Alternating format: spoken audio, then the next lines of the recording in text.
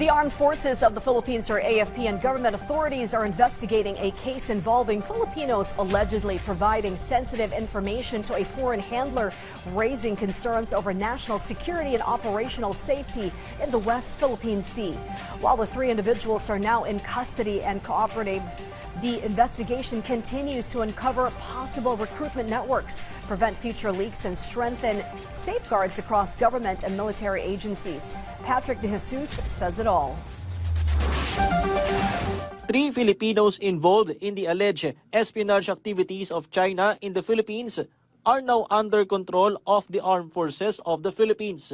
Although the AFP considers the case closed, the information that was shared is still being investigated. All 3 of them are now under the AFP control. They have undergone all due processes. They are cooperative. I would say that this is only the tip of the iceberg. What we could only divulge are those cases we consider as closed already. The discovery of the activities of the 3 individuals was the result of the Insider Threat Program of the National Security Council. 2 of them previously worked for the Department of National Defense and the Philippine Navy, while the other one is close to a Philippine Coast Guard officer. All of them are civilians or non-uniformed personnel and are below 30 years old.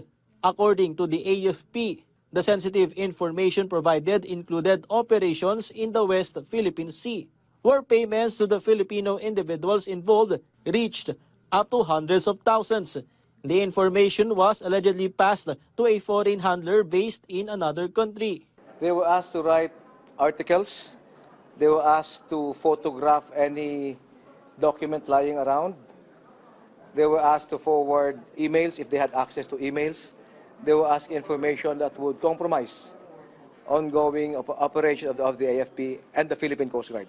One of them allegedly expressed remorse over what he had done after an incident of Chinese harassment in the West Philippine Sea, during which a PCG vessel was damaged. The result of this is this could potentially put the lives of our men and women, especially those in the West Philippine Sea, conducting the RORE, put their lives in unnecessary risk.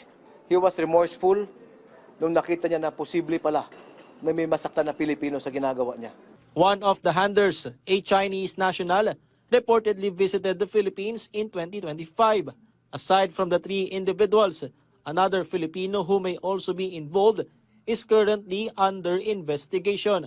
There was also a Philippine Navy officer who was allegedly offered the same activity, but declined.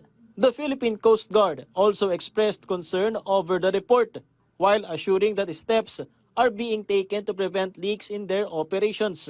We are currently coordinating with all intelligence network of the Philippine government, from the Armed Forces of the Philippines, PNP, National Bureau of Investigation, to prevent this kind of leak ng mga sensitive information na alam nga natin, no, na ipinapadala sa China.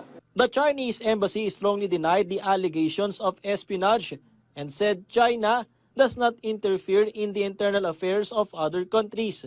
Meanwhile, National Security Advisor Eduardo Año assured that espionage activities in the Philippines will not succeed, adding that the investigation is ongoing to determine whether recruitment is taking place within government agencies. Nananawagan tayo sa ating mga kababayan at lalong-lalo na sa mga empleyado nating pamahalaan na dapat maging magbantay kayo. Tingnan ninyo yung mga job offers na sinasabi. Diyan yan magsisimula hanggang sa mapupunta ka na lang sa isang sitwasyon na isa ka ng ginagawang spy at magiging traitor ka na sa ating bansa. Patrick De Jesus from the National TV Network for a new and better Philippines.